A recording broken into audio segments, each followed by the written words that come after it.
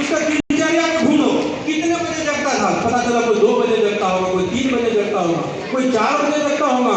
उसके लिए उसके लक्ष्य ही सब कुछ है। उसके जीवन में अनुशासन, डाइट कंट्रोल, डाइट वही लेना है, ये नहीं बाहर निकला चिप्स खा लिया, बाहर निकला मैगी खा लिया, बाहर निकला ये कर लिया। उसको पता है कि ये मैं खाऊंगा तो मैं शायद दौड़ नहीं पाऊंगा। यानी कि डाइट जो है जीवन में अनुशासन का हिस्सा है। इसी तरीके से पढ़ाई है, कितने बजे जगना है, कितने बजे पढ़ना है। आप हम सब क्या करते हैं, 12वीं की पढ़ाई, 11वीं का एग्जाम आया, 5 दिन पहले रात दिन रात दिन रात दिन रात दिन। जीवन हो या कोई भी क्षेत्र हो, पढ़ाई में निरंतरता चाहिए, निरंतरता। कंपटीशन के लिए कंटिन्यूटी चाहिए, परसिस्टेंस चाहिए, लगातार लगे रहना चाहिए। एक दिन में कोई चमत्कार नहीं कर सकता। इसलिए एग्जामिनेशन को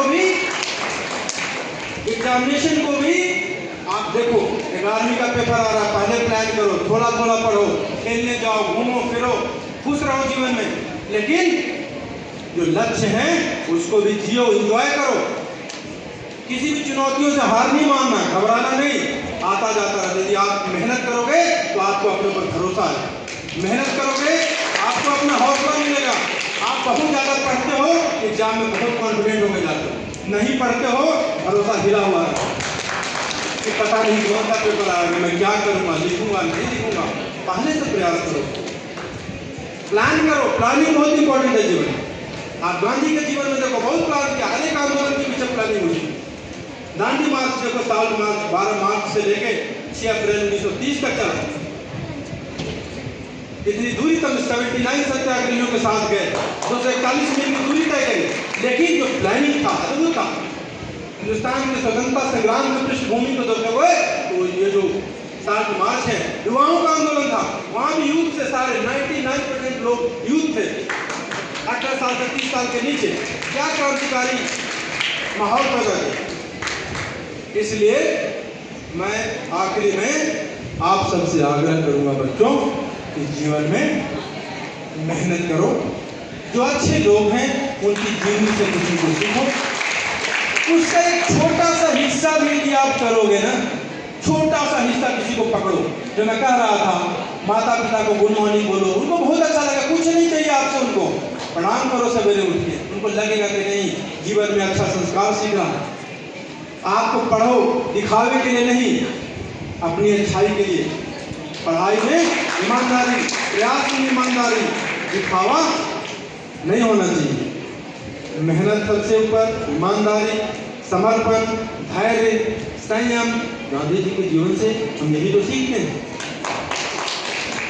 इसलिए आगे आने वाला समय आपका है, आगे आने वाला समय हिंदुस्तान में आपका है, आप युवाओं का है, आप बच्चों का है। आप जो है अपने भविष्य के निर्माता स्वयं हैं।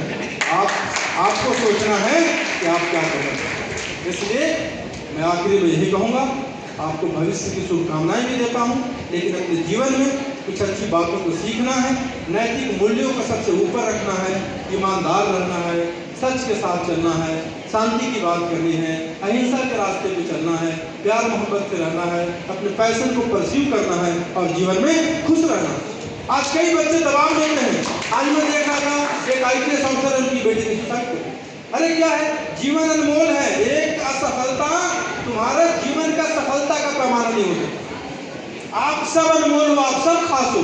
अरे मैंने आपको बोला, एक व्यक्ति के अंदर ऐसी कई सारी क्वालिटी होती है। ऐसा थोड़ी ना एक जगह फेल हो गए तो हमको बाकी रास्ते बंद हो गए। एक जगह रास्ते बंद हो गए, ऐसे 1000 रास्ते आपके लिए पड़े हुए हैं। आप उस तरफ जाकर तो देखो, उस तरफ प्रयास तो करके देखो।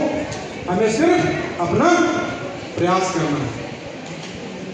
और यही मेरा आप सबके लिए गुजारिश है। और मैं आप सब बच्चों को आपके भविष्य के लिए बहुत बहुत शुभकामनाएं देता हूँ। आपके पेरेंट्स को मैं नमन करता हूँ कि आपके गर्मी के समय में, इतनी तेज धूप में, इतनी गर्मी में भी आपको यहाँ भेजा। उनका मैं बहुत बहुत धन्यवाद भी करता हूँ। और इसी तरीके से जीवन में आप अपने समय का सदुपयोग करना सीखें, आप अपने समय का सही इस्तेमाल करना सीखें। ये भी आपके प्लानिंग का हिस्सा है। गर्मी की छुट्टियों में कैंप में जाना है, कुछ सीखना है, पैशन को परस्यू करना है और हमको जीवन में इसी तरीके से आगे बढ़ते रहना है। बहुत बहुत धन्यवाद।